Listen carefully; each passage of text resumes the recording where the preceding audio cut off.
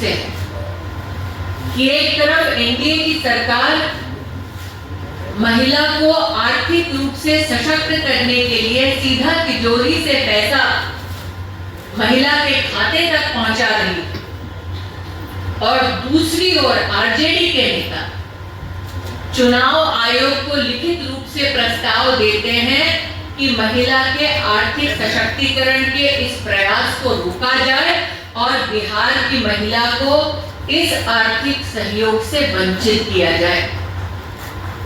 RJD के उस नेता को, आरजेडी की पार्टी को और महागठबंधन को कहना चाहती हूं कि नरेंद्र मोदी ने ये मुमकिन कर दिखाया है कि बिहार की स्वावलंबी स्वाभिमानी महिला जो आर्थिक सशक्तिकरण के इस पथ पर चल पड़ी है, वो ना रुकेगी, ना थमेगी, ना महागठबंधन के सामने झुकेगी।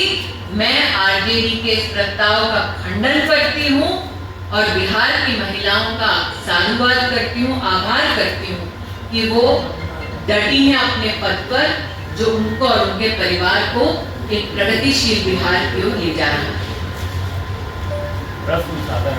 शायद ही कभी देखा होगा कि सुबह सुबह अपराध उठते ही उन्होंने कभी कोई बयान दिया।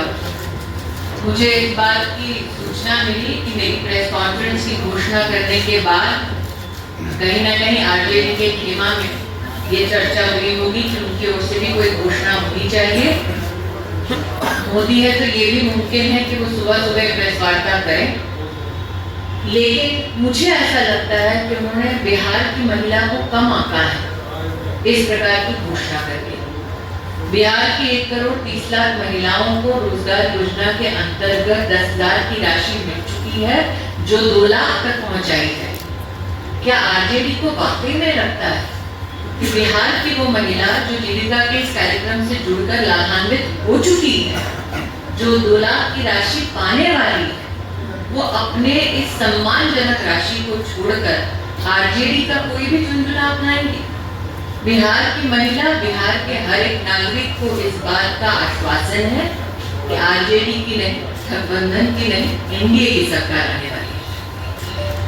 मैम, आपने कहा कि प्रधानमंत्री जी ने धुआं रहित कर दिए गैस लेकर के सभी महिलाओं को, लेकिन गैस की महंगाई इतनी 900 रुपये तक चली गई, क्या इस पर कोई विचार होगा?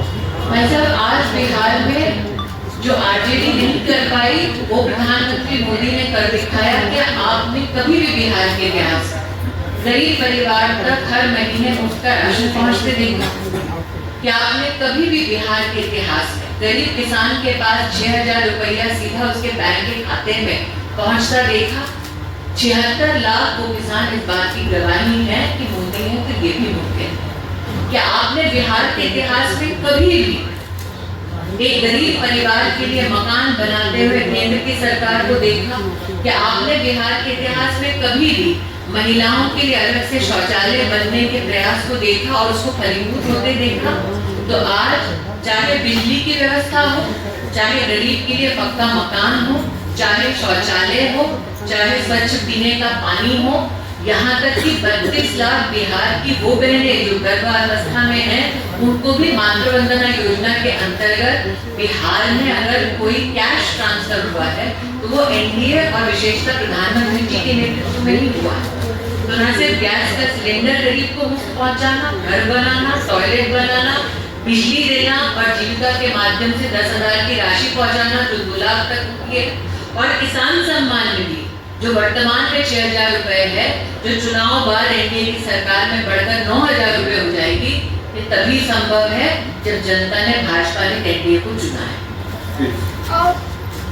न्यायालय के पुजारी यानी वकीलों के लिए क्या कुछ योजनाएं हैं? क्या एडवोकेट प्रोटेक्शन एक्ट पे भी बात होगी? मैं इतना ही कहूँगी, आप सरकार बनने के बाद हर वर्ग, हर समुदाय के जितने भी प्रश्न हैं उनका समाधान निश्चित रूप से एनडीए के माध्यम से ही। बहुत धन्यवाद।